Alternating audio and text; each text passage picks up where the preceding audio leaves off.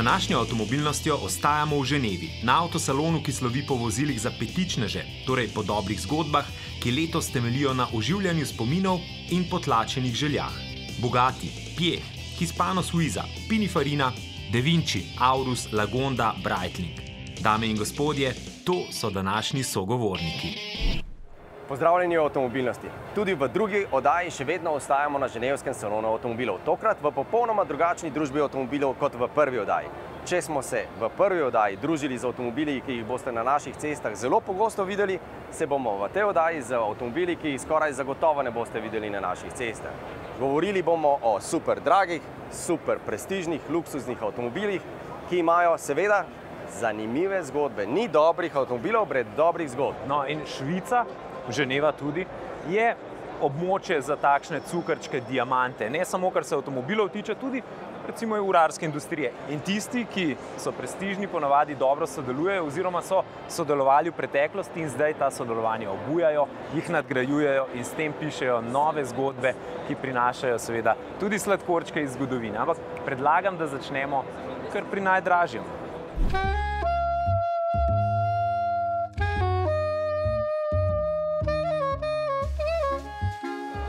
Ko govorimo o luksuzu, ne moremo mimo najdražjega novega avtomobila. 11 milijonov evrov. 19. A ti bi cenkal? Ti bi dal 19? Ja, jaz mislim, da pri teh stvarih je potrebno dvigovati ceno, ne spuščati. To je eno od... $1000, v tolarjih govoriš, Andrej, zdaj smo že pri evrih. Ampak Bugatti La Boitard Noir, se opravičujem Francozom za izgovorjavo, ne bi mogel boljše zmeneti ta ime, ki v prevodu pomeni črn avto. This is the haute couture. This is the top of the top. We are always redefining the pyramid of the automotive industry. And with this car, with a price tag of 16.7 million euro unit price, this is by far the most expensive new car in the world. If you want it to be the most expensive, just take a really big stone and put it in the center console. It does not have to look like this to be the most expensive. It's just a result of making a one-of-one, making it road registered and making it that all the development cost has to be, it cannot be divided. It all goes into one car. Prototype testing, everything, all the development. A tehnika gor ali dol. Ceno v resnici določa zgodba. A Bugatti has to be authentic. What does authentic has to be? It means having a certain story. The car is not just how it is just for no reason.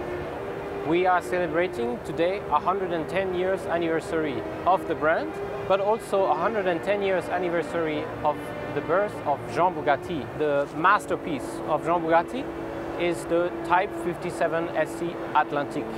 At the end of the 1930s, Bugatti, we produced only 4 Atlantics. Out of those 4, one was the private car from Jean Bugatti himself.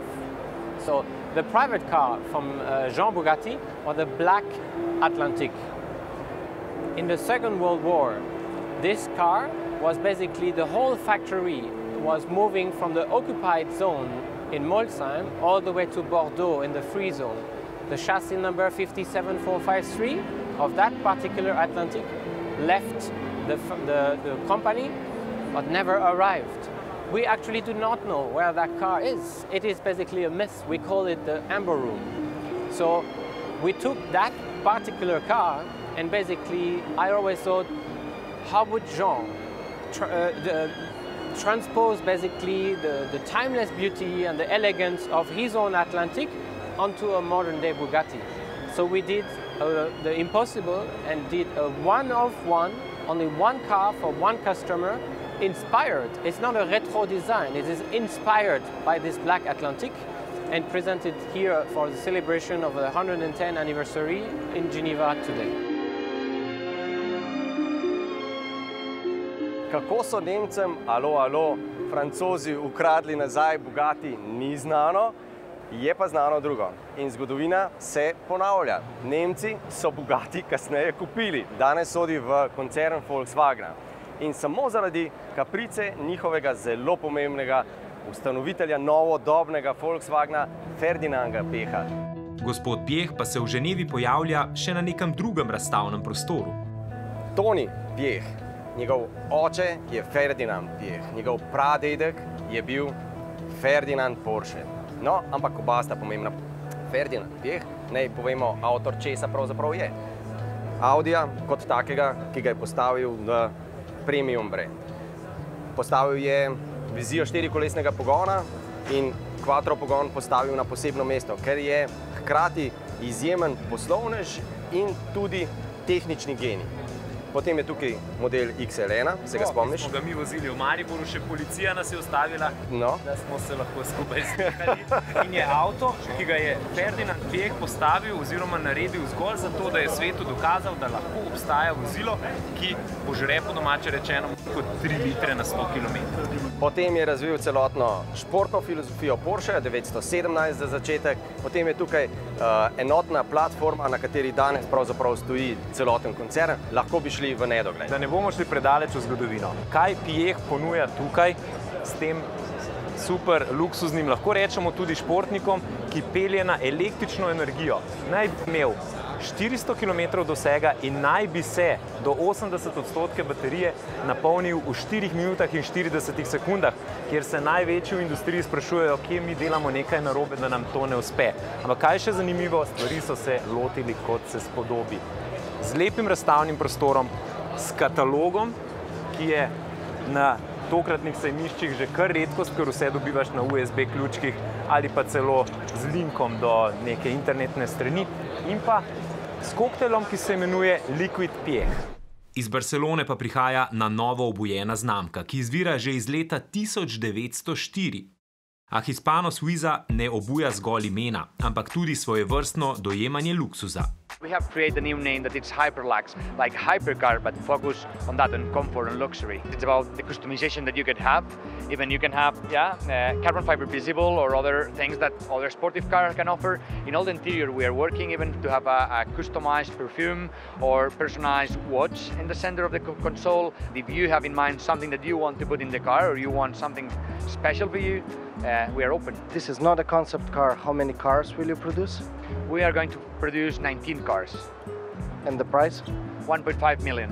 Here it's more like, what do you want? And we will try to make it real. And then depending how much cost it will take for us, we will charge it. A spet, za $2 milijona vam Katalonci ne ponujajo zgolj hiperluksuza. The family has the castle of Peralada, have vineyards, and here it's like when you are buying one of Hispano Suiza Carmen cars, you are entering to the club, and then you have all that experience together. It's not just a car, it's all that surrounds it. Popotovanje iz Francije prek Švice in Španije nadaljujemo v Veliki Britaniji, v mestecu Crewe.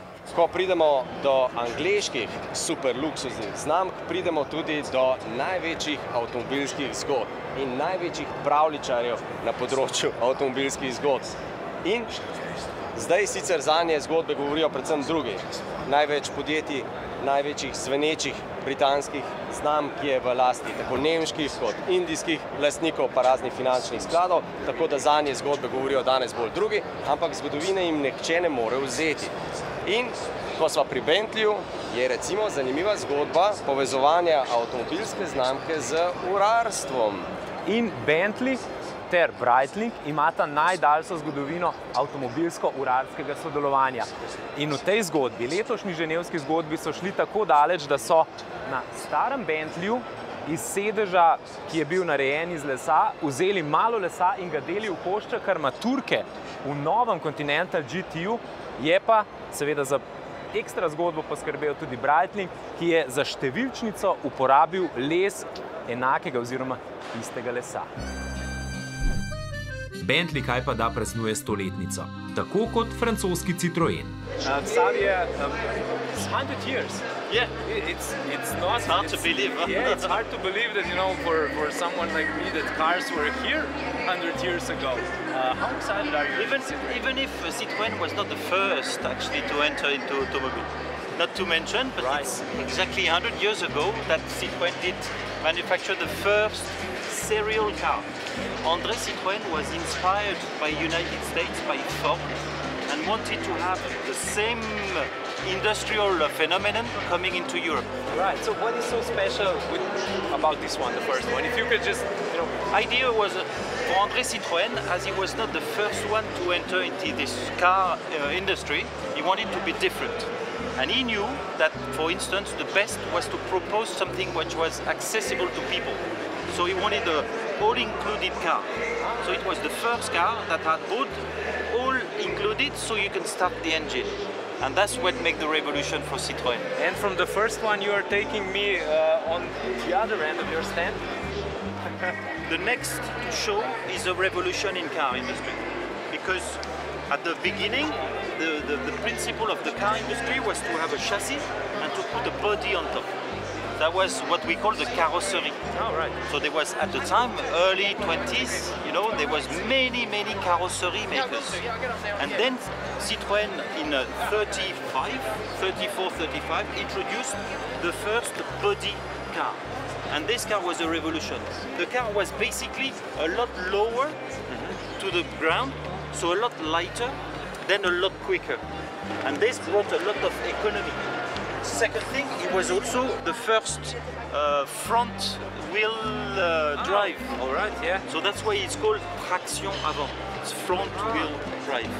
And this was really a revolution. This was also the last car of André Citroën, because he died. And then Citroën had to move to a new generation, and this new generation is basically shown as a 2 Civic. Very well known also to the Slovenian, of course, citizens. Some of them are still driving on Slovenian roads, I guess. It's not a car, it's a way of living. Right. It's something special. And this one is one of the latest from 1990. So you have to consider that this is a long-lasting story. It started in 1948. So you imagine there was more than 5 million cars of these made all over the world. And as we said, it's a philosophy. It's not a car, it's not a mobility, it's the way of living.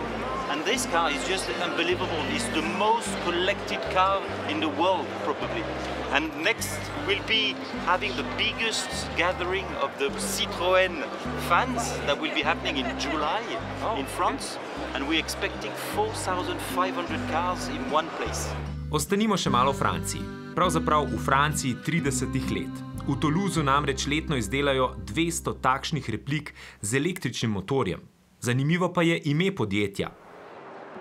I said Da Vinci. How is it correctly? De Vinci. So you're looking into the future, but you're building the cars from the past. Yeah, you take some pleasure when you drive this car because there is no assistance, but we use the current technology, exactly, yeah. A kakorkoli, iz Toulousea se preselimo v indijski Torino. The story of the car is, it starts from the story of a brand, because it starts from a dream of two persons. One is Battista, and he was the founder of Pininfarina in 1930, and he's always had a dream of making cars with his own brand on top of it. And the story actually became reality when another visionary man with another dream came, and he was Anand Mahindra, and actually he's the one that made everything come true.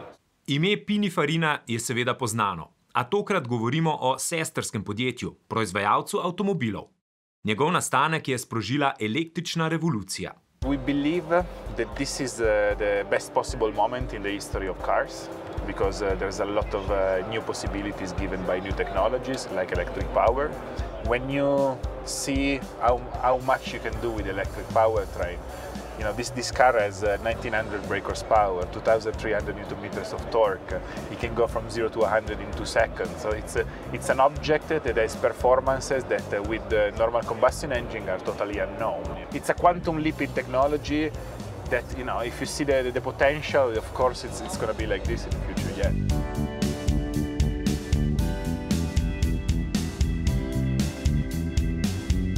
For us, designing, of course, the biggest challenge is be able to maintain what we call the Pura design philosophy. That is all about the maximum purity on the exterior design. That is very, very simple. So being able to integrate all the functions of the aerodynamics function that we have. For example, in the back we have this rear spoiler that can lift up to 3 different positions, but is still totally integrated into the shape of the car. The biggest constraints that we have that are the battery packs. As long as we have battery packs that are as big as now, probably you will see something very similar to this in the future as well. If we will be able to get smaller battery packs that can be cooled in a much more simple way, we can expect to go even further in design and in general proportion of the car. Na električni pogon pa se vrnimo na otok. Tam so ponovno oživili podjetje, ki je nastalo že leta 1906. Po drugi svetovni vojni pa si ga je prilastil Aston Martin. And it's really about the future of technology and luxury. As we get into autonomous systems, battery electric vehicles, what do we offer the consumer that's different to traditional luxury? And what this does, therefore, is give you space. So you don't have to package the V12, the V8, the V6. There's no drive line, there's no exhaust system, there's no fuel tank. Give all of that back to the consumer, to the customer. So for a given footprint, 5.3 meters long, you have more space inside compared to traditional luxury. So Lagonda is basically Aston Martin electrically driven. In a way, yes, but it's a very different brand because it doesn't stand for that visceral feeling of, it's not about the drive and the connection. This is about the feeling of luxury. And Aston Martin, say a Valkyrie, is all about the feeling you get as you change gear, as you move through the gears, as you feel the torque delivered through an analog, if you like, feeling. This is more the sensation of digital. And already we eliminate sound because there's no sound to electrification. So in the luxury space, what do I want? Peace and quiet. Prostor pa je bistvo tudi luksuznih avtomobilov, o katerih bomo govorili po premoru. Pogovarjali smo se namreč s turškimi predelovalci in z Rusi, ki so sestavili ugodje za Vladimirja Putina. Pika na i pa je guma, ki postane propeler in prvi samovozeči avto, zasnovan že davnega leta 1956.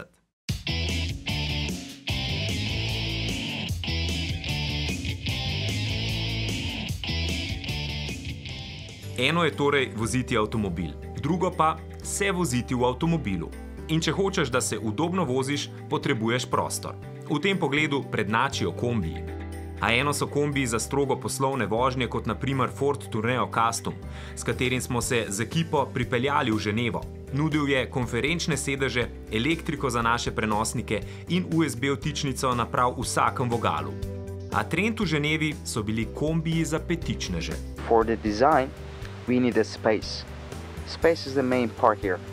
In these days you can buy like Maybach or S-Class. You won't have these features.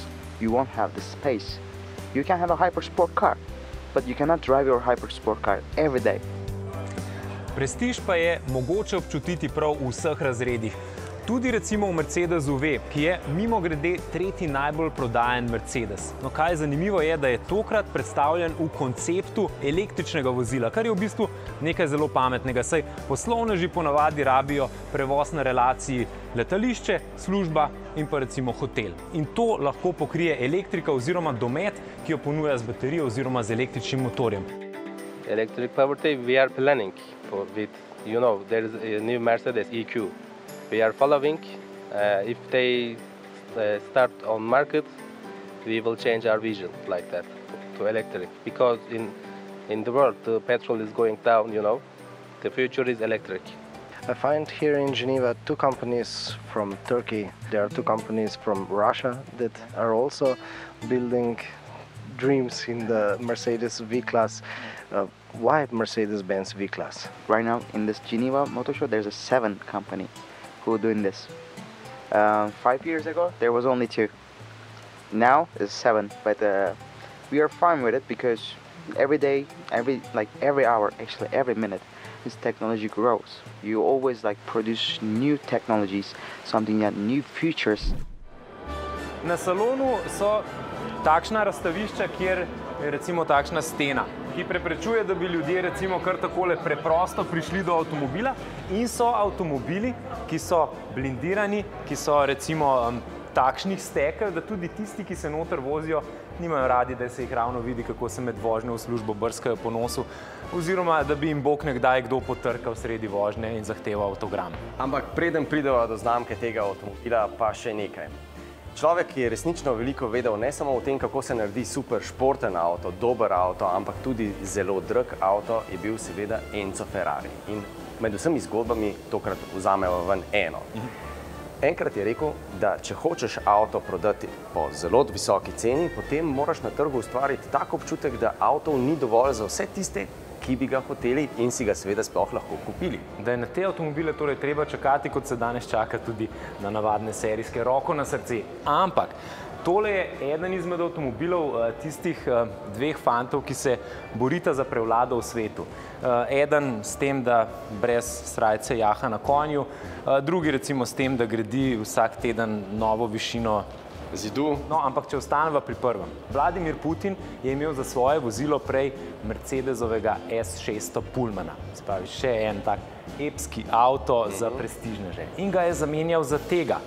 Samo trenutek, da ga pokličem, če je zadovoljen. No, preden ti ne odgovori, Putin ni samo zamenjal avto, tudi na nek način avtomobilsko industrijo preko svojih tajkunskih prijateljev vzpostavil do te mere, da danes ruski mogotci proizvajajo tudi take avtomobile in z njimi ne mislijo zapolniti samo bogatega ruskega trga, ampak tudi ciljajo na Evropo, Azijo in seveda Ameriko.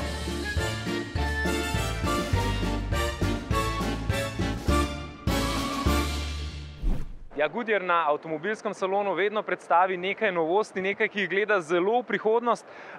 Sebastian, this is actually a tire that could allow us to fly with our cars in the future. Exactly. So we were looking at problems in big cities. You have more and more congestion. We think the road is quite crowded. So what about bringing concept tires, which will not only drive on the road, but will enable to move from the road to the air in a seamless manner. So the non-pneumatic. So it allows the driving on the road with this surface. Yeah. And then when it turns. Then you use the rotors, the blades, to fly. So we are able to bring enough thrust to get the levitation and fly in the sky with the vehicle. And how is it powered? Where are the electromotors? So we have magnetic propulsion in the center area. So why we choose magnetic propulsion is because you don't have friction. It's a frictionless system. So you would consume less energy to make this movement, this high-speed rotation of the tire. So this is an airless tire of the future. Let's check out the airless tire of the not-so-distant future. And this is the non-air inflated tire that could come in the near future. We expect to start driving, testing in the beginning 2020. I must say, I love your shoes, and it goes very well with the third thing that you are showing us here today at the Goodyear stand. Let's check it out. Just to give you one idea of how revolutionary this is, Jim Street is going to drive it out here by pressing buttons on his little remote control unit. Sebastian, this is the Golden Sahara. It was the first concept of an autonomous vehicle made in 1956, if I'm correct. Yeah. Well, what can you tell us about it? So this was really one of the first forms of autonomous driving. It has some antennas which could look forward and then see obstacles and hit the brake automatically to avoid to hit the obstacle. At that time it was science fiction. It was crazy thinking, and today these technologies are becoming mainstream. It had voice control, so you could ask the vehicle to open the door. And now if you look at Siri and Alexa, all these systems, it's all more and more voice control units. So we needed somehow 16 plus years to start thinking about it, or to allow it to become in our automotive industry today. Yeah, so it's like every futurist or every new idea, sometimes it needs time until the technology is available. And when technology is available, everything is very quick. So it's really a matter of time, and we know that technology develops at a huge pace. So every day we see new technologies. So I think there is no science fiction anymore, it's just the reality of the future. How taught you you have thought about Golden Sahara at Goodyear? Well, we worked on the original Golden Sahara 2 in the 50s by developing tires which were transparent, translucent tire, which were illuminated. So it was part of a bigger project that Goodyear was working on before the developer of this car contacted Goodyear to have the tires for this Golden Sahara. Why we had illuminated tire?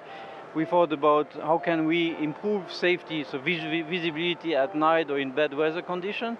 You see, you have glowing tires, and when you will hit the brake, they will turn red to show everyone that, well, the car is braking.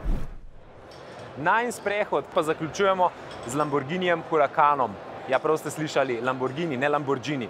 In ima tudi veliko zgodb, ampak kar je najpomembnejše, je to, da je na voljo za drobiž. Samo nekaj 100 000 evrov, kar je za dvodobne superšportnike malo.